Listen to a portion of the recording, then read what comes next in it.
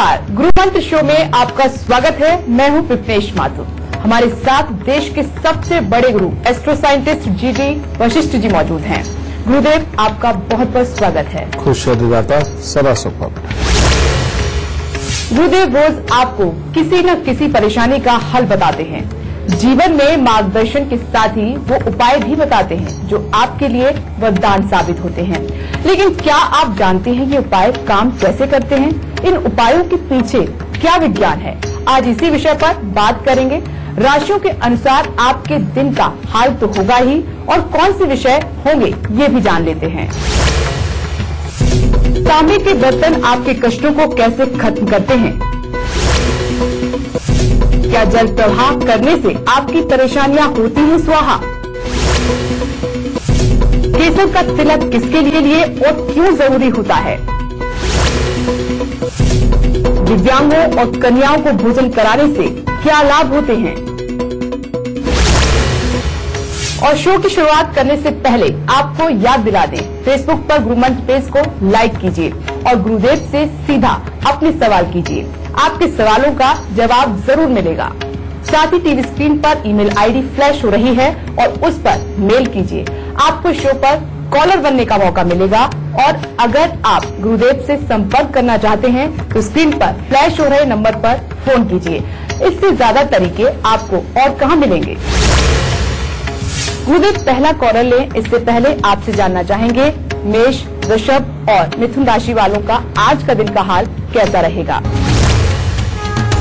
तो आज सबसे पहले स्टार्ट करते हैं मेष राशि से। आपको परिवार का सुख उत्तम प्राप्त होगा। भाग्य से आपको अच्छा सहयोग भी मिलेगा, परंतु घर परिवार में किसी को स्वास्थ्य संबंधी दिक्कत आ सकती है और धन का आज बहुत सोच समझ के प्रयोग करेंगे तो दिन उत्तम होगा।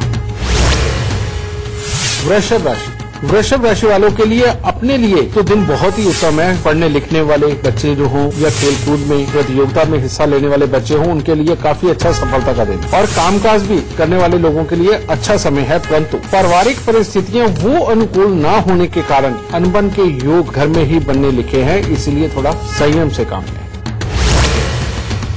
मिथुन राशि वालों के लिए हर तरह से दिन उत्तम रहेगा। कोई शुभ समाचार की प्राप्ति भी हो सकती है। मित्रों के साथ अच्छा समय व्यतीत होगा। पारिवारिक जिम्मेवारियों को भी आप बहुत ही अच्छी तरह से निभाएंगे आज, परंतु स्वास्थ्य का थोड़ा ख्याल रखिएगा। गुरुजी, आज हम आपके ही बताए उपायों के बारे में बात करेंगे। आप कई बार तांबे के बर्तन का उपाय बताते हैं, तो जो तांबे का बर्तन होता है वो कौन से योग में काम करता है? तांबा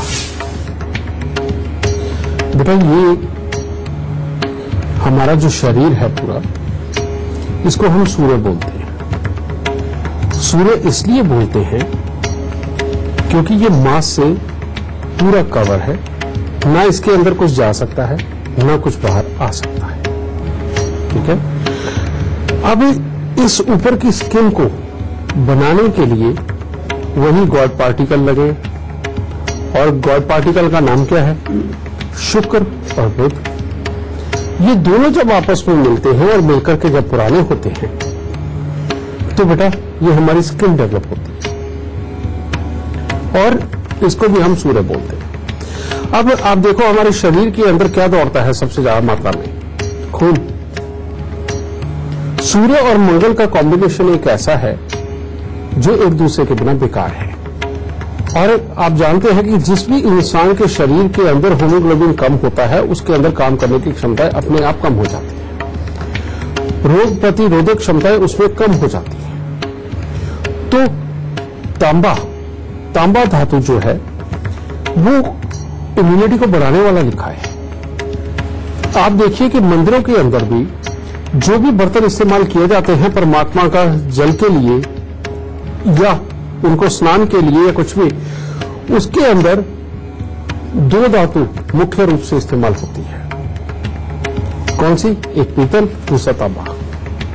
पीतल का मतलब बृहस्पति, और बुध का मिश्रण होता है उसमें, उसको भी शुभ मानते हैं। लेकिन जो तांबा है इसको एक तरह का वर्धन के लिए इस्तेमाल किया जाता है, किसी भी चीज की ताकत को बढ़ाने के लिए और इम्यूनिटी को बढ़ाने के लिए, और साथ में इसको पवित्र माना जाता है क्योंकि इसमें बुरी चीजें बचती नहीं है।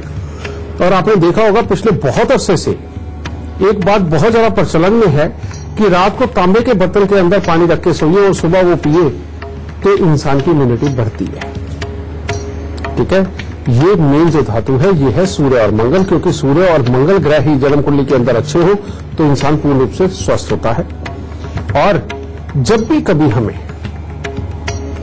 इस सूर्य मंगल को, इसकी बड़ी हुई हमारी ऑरा मंडल के अंदर एनर्जी को निकालना होता है, जब यही हमारे दुश्मन बन जाते हैं, हमें गुस्सा चढ़ाते हैं, हमें बीमार करते हैं या हमें कुछ समझ नहीं आने देते या किसी और रूप में खराबी लिए बैठे होते हैं, तो हमें सूर्य और मंगल को कमजोर करना होता है। तो तब हम इस बर्तन के अंदर दूसरे किसी ग्रह की चीज या मंगल की ही कोई चीज भर के इसको या तो जल प्रवाह के लिए बताते हैं या दबाने के लिए बताते हैं या मंदिर में देने के लिए बताते हैं, ताकि इस सूर्य और मंगल की एनर्जी को हम अलग से निकाल सकें। क्योंकि कोई भी ग्रह की कोई भी एनर्जी आपके लिए अच्छी हो सकती है, कोई भी ग्रह की कोई भी एनर्जी आपके लिए बुरी हो सकती है। बहुत सारे लोगों को वीट एलर्जी हो जाती है, यानी कि गेहूं खाना भी मना होता है। वहां क्या होता है, वहां आपका सूर्य खराब है। कई लोगों के अंदर सहन शक्ति नहीं होती, बिल्कुल नहीं होती, और अपनी बात को पूरे दमदार तरीके से रख नहीं पाते। उनका क्या होता है, उनका सूर्य खराब होता है।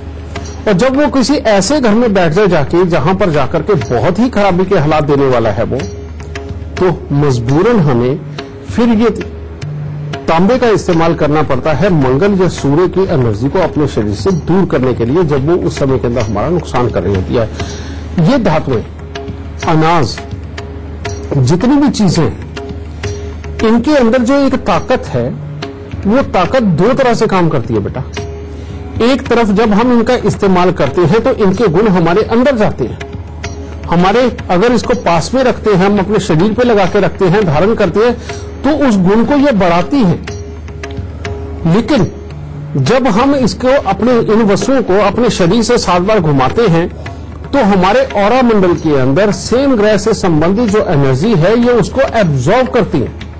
और एब्जॉर्ब जब करती है तो उसके बाद हम डिसाइड करते हैं कि इसको पानी में बहाना है। पानी में बहाना यानी कि दूर करना। अगर ज्यादा मात्रा में हमने इस एनर्जी को अपने ऑरा मंडल से निकालना हो तो हम मिट्टी में दबाने के लिए बोलते हैं, यानी कि खड्डा खोदो, उसके अंदर दबा दो, और जैसे ही उसको बिल्कुल पास में बैठ के हम खड्डा खोद के उसके अंदर 7 बार घुमा के जब मिट्टी में रख के ऊपर मिट्टी डाल देते हैं तो एक तरह का रबड़ आप देखते हैं ना कि ऐसे खिंची हुई रबड़ हो जाती है हमारी ऑरा। और जैसे मिट्टी से खड्डा बंद करते हैं तो वो एकदम से जैसे कैंची से काट दो और एकदम छिटक के दोनों अलग अलग हो जाती हैं रबड़। इसी तरह से ये एनर्जी काम करती कि जितनी दबनी थी वो दब गई और बाकी की बची रह गई।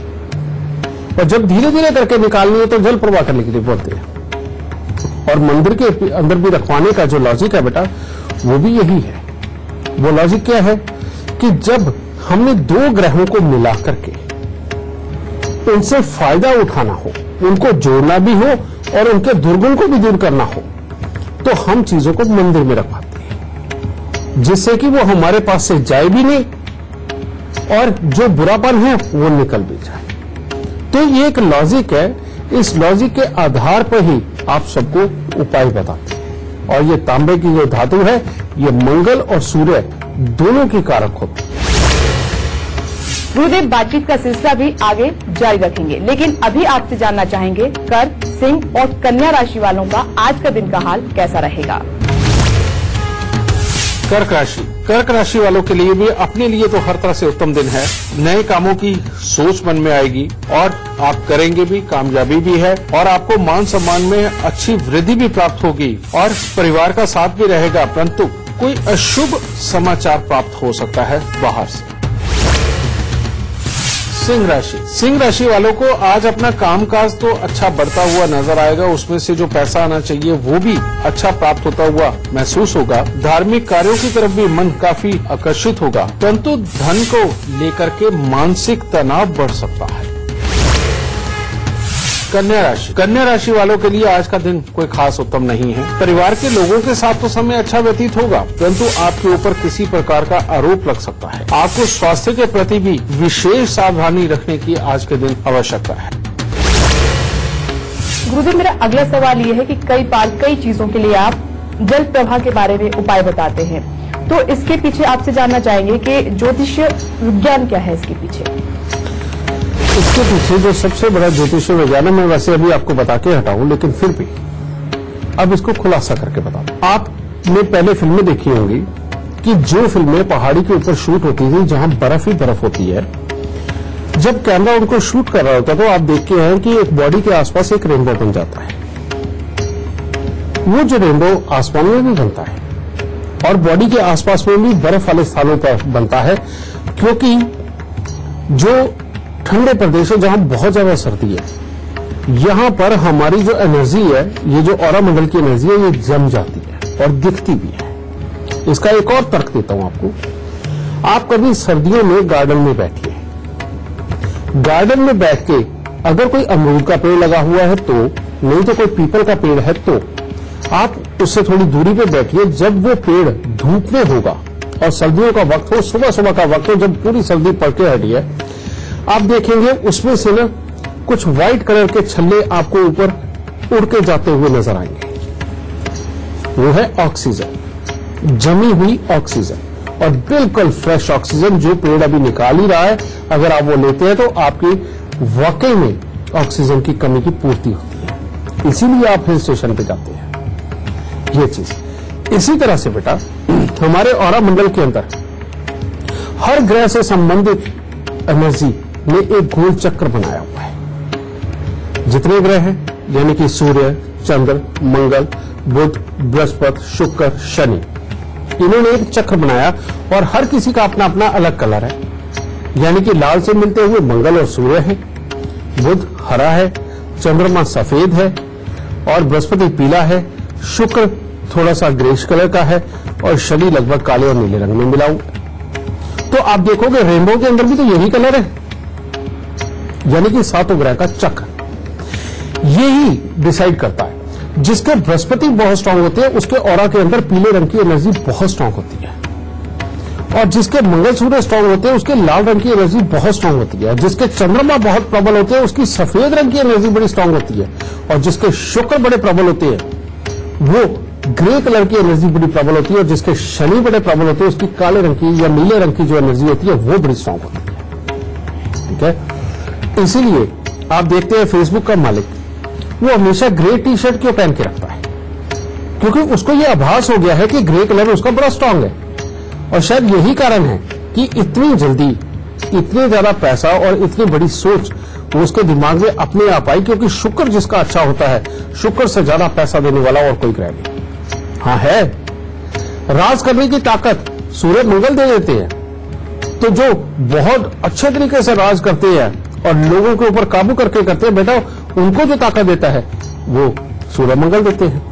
व्यापार के अंदर जो छा जाता है, इतने बड़े बड़े आप बिजनेस टाइकून देखते हैं बेटा, उनके बुद्ध की एनर्जी बड़ी स्ट्रांग होती है। डिपेंड ये है कि आप कौन सा काम कर रहे हो और कौन सा ग्रह आपका अच्छा है और क्या वो आपको पैसा देगा, ये वाली बात है। अब जो बात आपने कही जल प्रवाह की, अब मान लीजिए मेरी जन्म कुंडली के अंदर बृहस्पति बहुत स्ट्रांग है, जिसके कारण पीली एनर्जी इतनी ज्यादा है कि वो ग्रे कलर के ऊपर भी चढ़ गई, ग्रे कलर को भी दबाने लग गई, और दूसरी तरफ वो शनि को भी दबाने लग गई, उसके ऊपर तक की परत जा रही है येलो कलर की वजह। अब क्या होगा?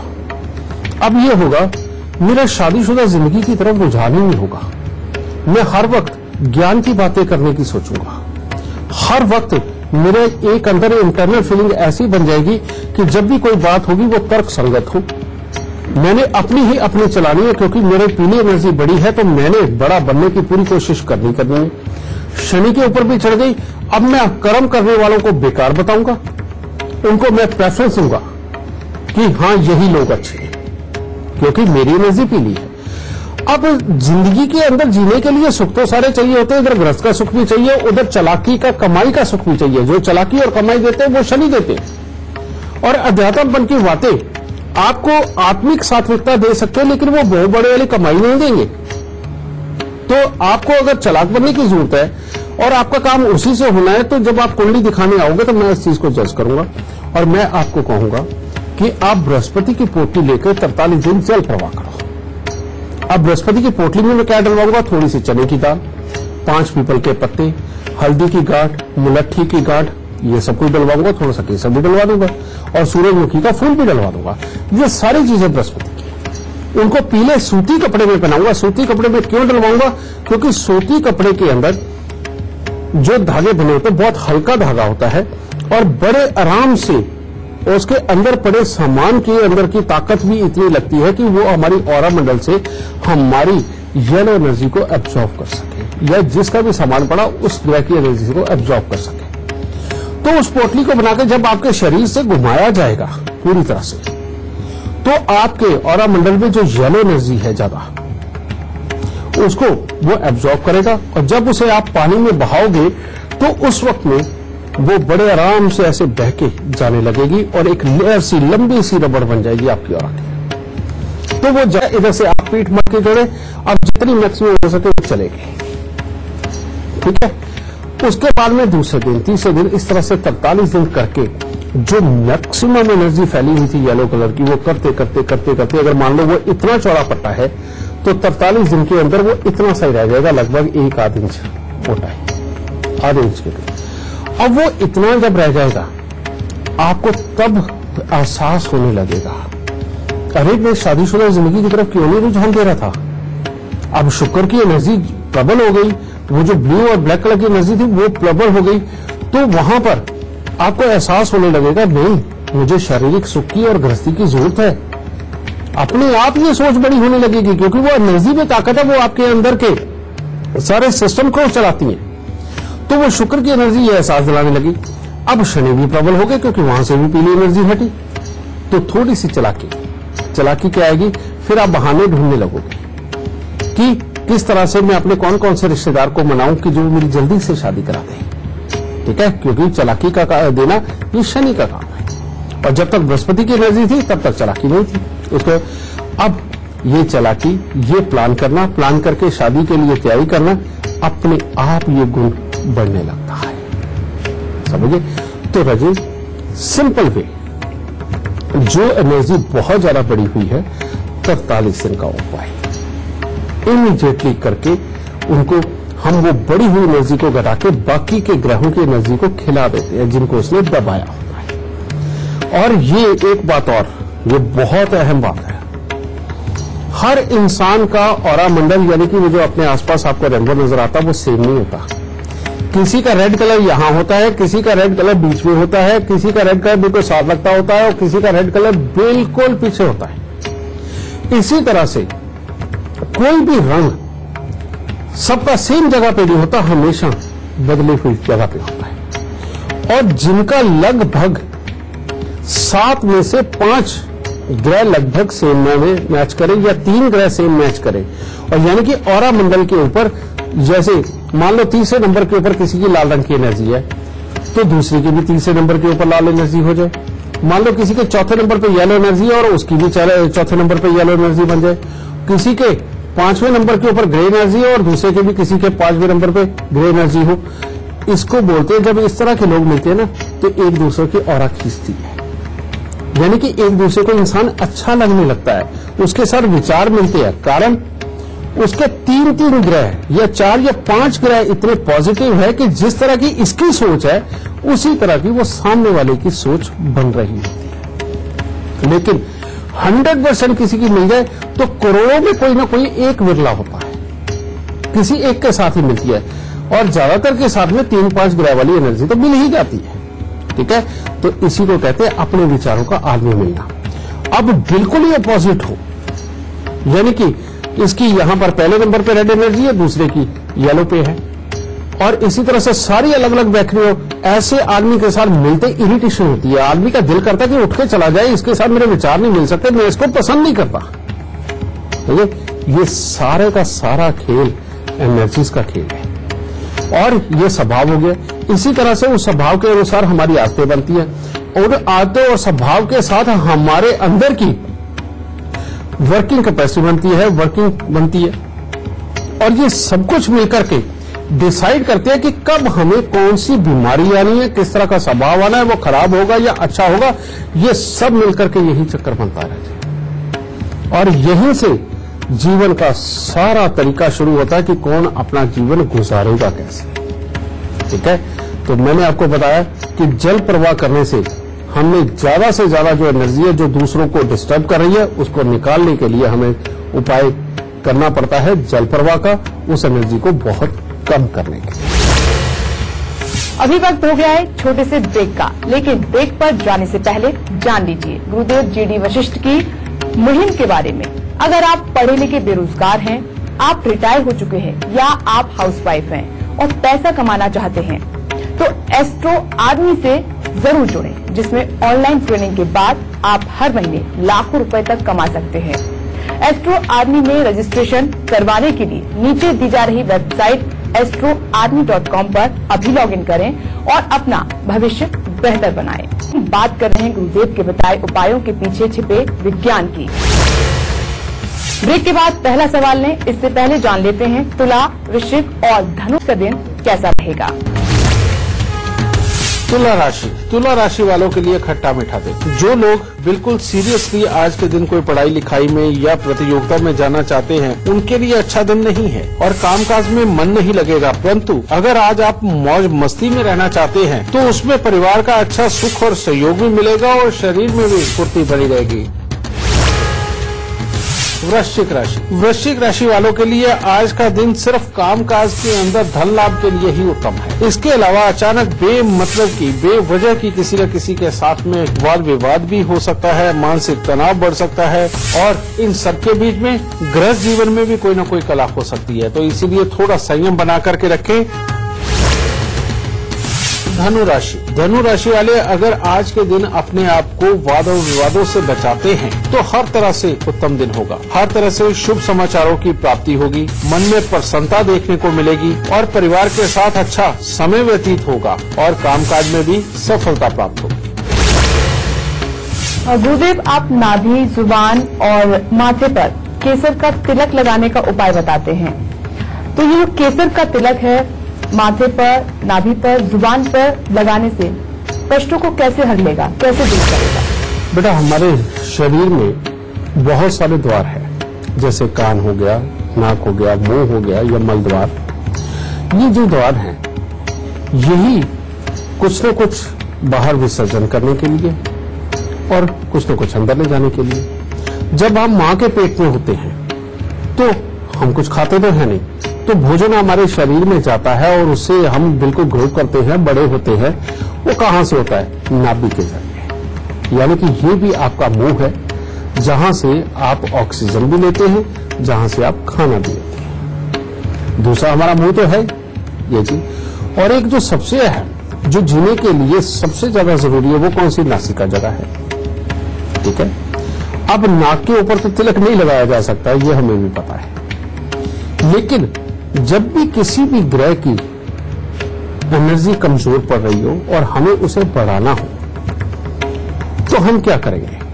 अब जैसे शनिदेव अगर धन भाव के अंदर हो तो हम कहते हैं सर पे भूल के भी सरसों का तेल नहीं लगाना अगर वो खराब बैठे हुए हैं। इसके विपरीत दूध, दही या देसी घी का तिलक लगाएं।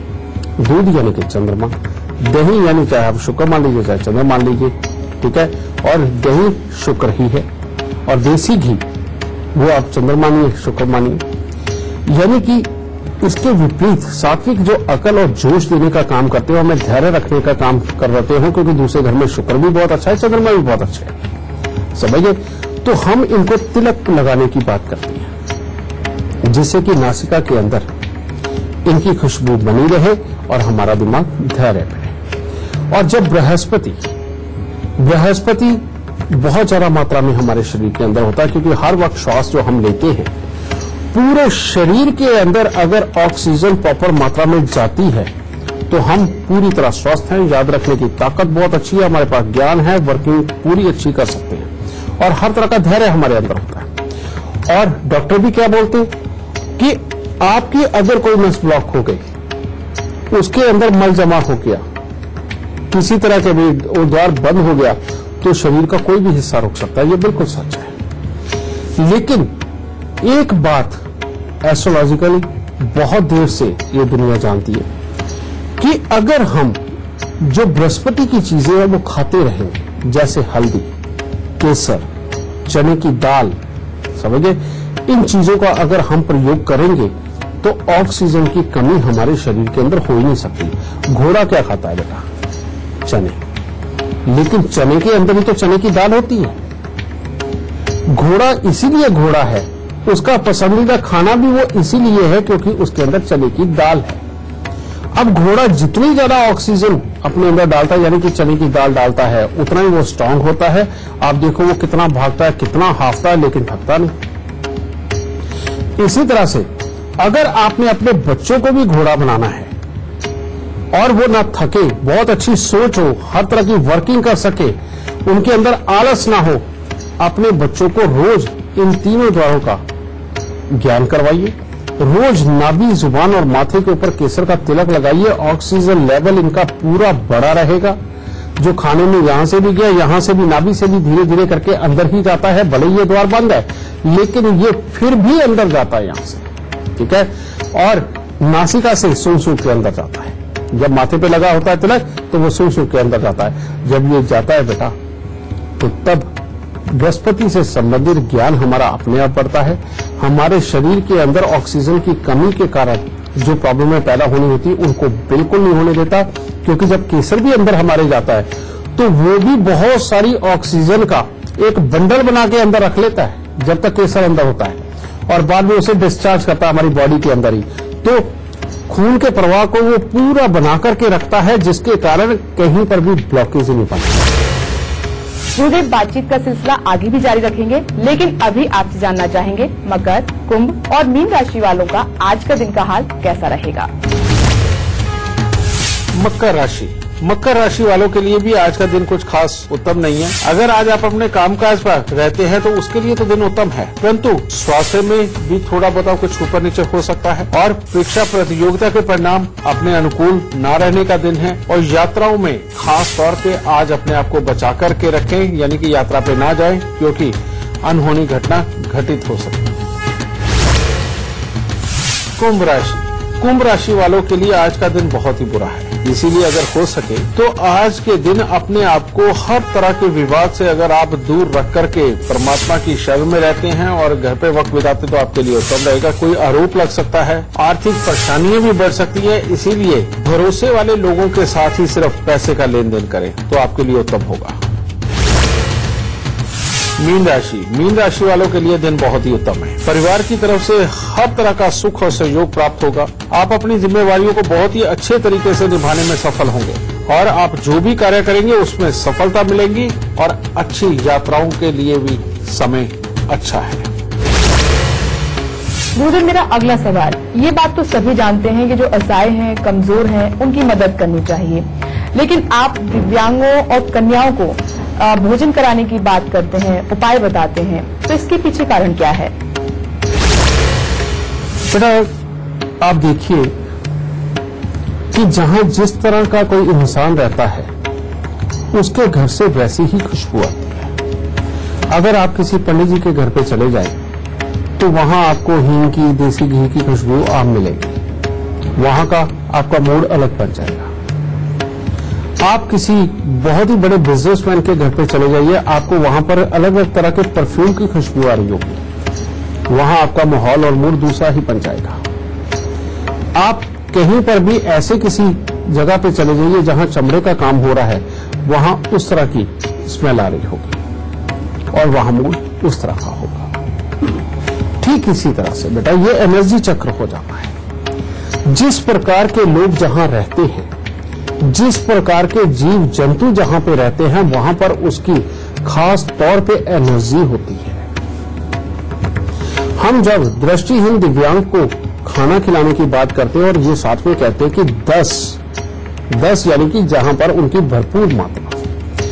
जो दृष्टिहीन दिव्यांग होते हैं उनके अंदर एहसास की ताकत बहुत ज्यादा कुदरती तौर पे डेवलप हो जाती है। जो काम हम रोशनी में देख के भी चूक जाते हैं, कर नहीं पाते, वो उन कामों को, उन एहसासों को एहसास से ही कर लेते हैं। ये कुदरत ने एक अलग और विलक्षण उनके अंदर ताकत दी होती है बेटा, या ये कह लो कि समय के अनुसार उन्होंने अपने आप को डेवलप कर लिया। वैसे अब उनके अंदर की ये वाली जो ताकत है, जो एहसास वाली है, जो स्ट्रिक्टली डिसीजन लेने वाली ताकत है, ये सिर्फ और सिर्फ दृष्टिहीन दिव्यांगों में ही होती है। जो लोग कॉन्फिडेंस के कमजोर हो जाते हैं, जो लोग डबल माइंडेड हो जाते हैं, जो लोग एक जगह पे पहुंच के डिसीजन नहीं ले पाते और उसकी वजह से बहुत सारी अपॉर्चुनिटियां उनके हाथ से निकल जाती हैं, इन लोगों को हम खास तौर पे दृष्टिहीन दिव्यांगों को खाना खिलाने के लिए बोलते हैं। बेटा, ये उनको खाना खिलाने का बिल्कुल पर्पस नहीं।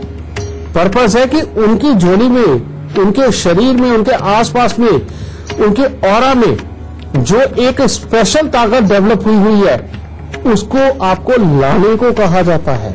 आप वहां खाना खिलाने के बहाने जाते हो और उनसे वो ताकत लेके आते हो, उनको तो बेचारों को पता भी नहीं, और उनके अंदर से ये रोज इतनी निकल रही होती है कि उनको कोई कमी नहीं पड़ती। जैसे आप नदी में नहा लीजिए, आपके नदी में नहाने से आपका तन गीला होगा कि अब नदी का पानी कम हो जाएगा? नहीं हो सकता। ठीक इसी तरह से जब दृष्टिहीन दिव्यांग व्यक्तियों को खाना खिलाने के बहाने आप उनकी वो पॉजिटिव एनर्जी लेके आते हैं तो उनको कोई फर्क नहीं पड़ता, लेकिन आप मालोमाल हो जाते हैं और आपके काम हो जाते हैं सब। ये है तरीका दृष्टिहीन दिव्यांग व्यक्तियों का। इसी तरह से कंजकों का, जब कंजक यानी कि छोटी सी बच्ची जब बड़ी हो रही होती है, उसके शरीर के अंदर हर ग्रह की एनर्जी बड़ी तेजी से बढ़ रही होती है, क्योंकि उसको उस पड़ाव तक पहुंचना है जहां पर जाकर के वो मां बनने के काबिल बन जाए। और कुदरत जब बच्ची को बड़ा कर रही होती है तो एक बहुत ही तेज घटना चक्र उसके शरीर के आसपास चला रही होती है, उसके अंदर चला रही होती है, उसके बाहर के ऑरा में बड़ी जबरदस्त किस्म की हलचल होती है और हर एनर्जी बड़ी प्रबल होती है। और हर एनर्जी जब बड़ी प्रबल होती है और बिल्कुल फ्रेश होती है, तो जब हम कन्या पूजन के लिए बोलते हैं, खास तौर पे किन लोगों को बोलते हैं? उन लोगों को बोलते हैं जिनका मानसिक चक्र किसी न किसी तरह से डिस्टर्ब हो रहा हो, जो लोग एक सही डिसीजन लेने के काबिल नहीं रहते और बार बार डिसीजन तक पहुंच के गलत डिसीजन ले जाते हैं, समझे? उन लोगों को खास तौर पे हम कन्या पूजन के लिए बोलते हैं। इसीलिए जो बिजनेसमैन लोग हैं वो ज्यादातर कन्याओं को पूजन करते हैं और वो कन्या पूजन करके जब उनके पांव हाथ लगाते हैं तो वो बच्चों के शरीर से जो निकल गई बिल्कुल तगड़े वाली एनर्जी है, बहुत ही प्योर है, वो जब आपके ऑरा मंडल में समाती है तो आपका 5-6 महीने का कोटा पूरा हो जाता है और उसके चलते हुए आप बिल्कुल एक नई सोच के साथ फ्रेश डिसीजन लेकर के अपने जीवन चक्र को आगे बढ़ाते हैं। तो अब शो खत्म होने वाला है, लेकिन पहले हमेशा की तरह गुरुदेव से जान लेते हैं आज का गुरु मंत्र। तो गुरुदेव, आज हमारे दर्शकों के लिए क्या है खास गुरु मंत्र? बेटा देखो, आज उपायों की बातें करिए, इनके साइंटिफिक रीजन आपको समझाए हैं, और ये सच बात है कि जो बर्तन खाली होगा उसको तो जितना मर्जी भर लो और भरे हुए को भरा नहीं जा सकता।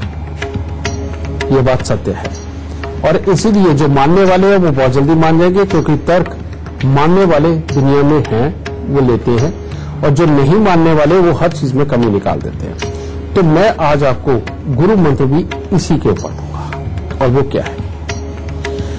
जब तक बेटा आप खाली बर्तन बने रहोगे, और जबकि होना यह चाहिए कि इंसान को मरते दम तक खाली बर्तन बन के रहना चाहिए, कि जब भी जहां से भी कहीं से भी अपने छोटे वाले से, अपने बड़े वाले से, किसी के पास से भी कोई भी काम की बात या ज्ञान की बात मिल रही हो ना, उसको उसी वक्त मना कभी मत करो, कभी मना मत करो। आप उस चीज को अपने पास रखो और जीवन में एक बार या 2 बार उसको आजमा के जरूर देखो, उसको मान के जरूर देखो। और कई बार हमें जो चीज नहीं समझ आती, लेकिन वो उतना ही बड़ा सत्य होता है, ठीक है? और ये जब आप करते चले जाओगे और हमेशा खाली बर्तन बने रहोगे, तो बेटा हो सकता है आपका वो नौकर जो आपके यहां सबसे कम तनख्वाह ले रहा है, वो भी आपको कुछ ना कुछ सिखा के चला जाए। और सीखते रहने का नाम मां सरस्वती बनता है, और सीख के अप्लाई करने का नाम मां काली बनता है। तो यानी कि सीखना यानी कि मां सरस्वती, अप्लाई करना यानी कि मां काली, और इन दोनों का कॉम्बिनेशन मां लक्ष्मी को जन्म देता है। यानी कि जब आपका एग्जीक्यूशन हो जाता है और उससे जो फल निकलता है ना, अगर वो बहुत ही अच्छा है, आपको लाभ मिल रहा है, तो लक्ष्मी वही तो होता है, तो मां दुर्गा संपूर्ण हो गई। समझ गए?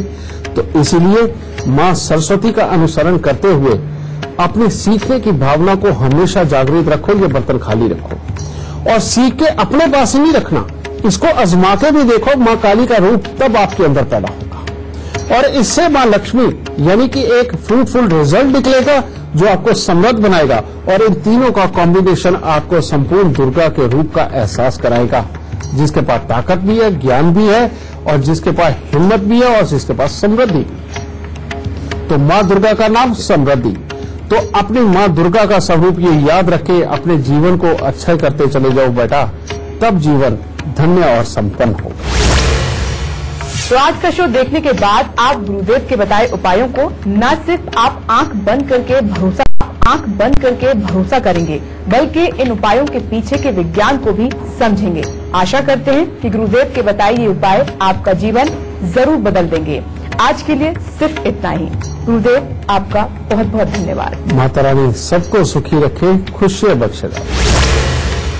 आशा करते हैं गुरुदेव ने जो उपाय आपको बताए हैं आप उनका पालन करेंगे, आपकी किस्मत के सितारे जरूर चमकेंगे। तो आज के लिए मुझे दीजिए इजाजत।